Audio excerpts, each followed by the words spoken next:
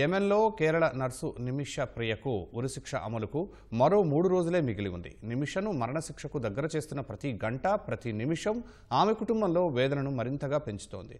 ఆమెను రక్షించేందుకు ప్రయత్నాలు చేస్తున్న సేవ్ నిమిష ప్రియ యాక్షన్ కౌన్సిల్ మృతుడి కుటుంబానికి $1 మిలియన్ బ్లడ్ మనీ ఇస్తామని తెలిపింది.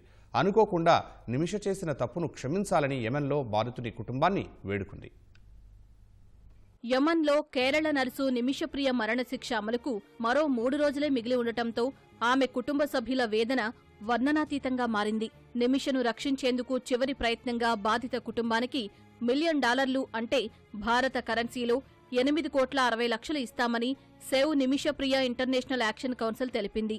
బాధిత కుటుంబం నిమిషను క్షమించాలని కౌన్సిల్ సభ్యుడు జాన్ విజ్ఞప్తి చేశారు. ప్రపంచవ్యాప్తంగా విరాళాలు సేకరించి ఎలాగోలా నిర్దేశించిన సమయంలోగా బ్లడ్ మనీ ఇస్తామని హామీ ఇచ్చారు.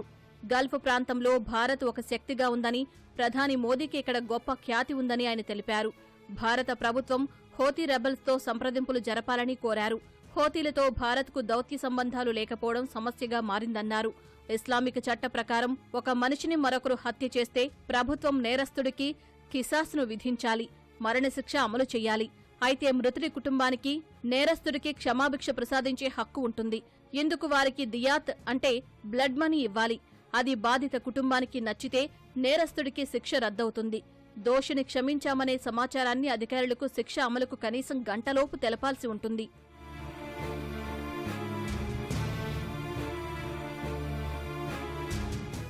యెమెన్లో నర్సు నిమిషప్రియకు ఉరిశిక్ష రద్దవుతుందని ఆమె తల్లితో పాటు భర్త టోమీ థామస్ ఆశతో ఉన్నారు.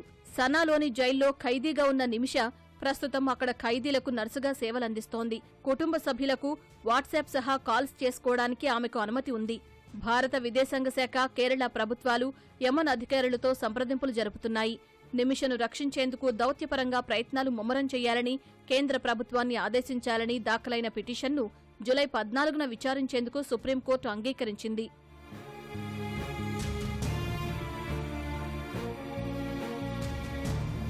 కుటుంబ సభ్యులకు చేదోడు వాదోడుగా ఉండేందుకు నర్సుగా నిమిషప్రియ 2008లో యెమెన్కు వెళ్లింది.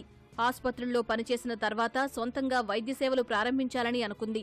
యెమెన్ చట్ట ప్రకారం విదేశీయులు వ్యాపారం చేయాలనుకుంటే ఖచ్చితంగా స్థానికులను వ్యాపార భాగస్వామిగా కలిగి ఉండాలి. దీంతో 37 ఏళ్ల తలాల్ అబ్డో మెహదీని సంప్రదించి క్లినిక్ నెలకొల్పింది. మాదక ద్రవ్యాల బానిసైన మెహదీ ఆమెను మానసికంగా, శారీరకంగా వేధించాడు. నిమిషను పెళ్లి చేసుకున్నట్లు ఓ నకిలీ సర్టిఫికేట్ సృష్టించి ఆమె డబ్బును లాక్కునేవాడు. నిమిష ఎక్కడికి వెళ్లిపోకుండా పాస్పోర్ట్ను తీసేసుకున్నాడు.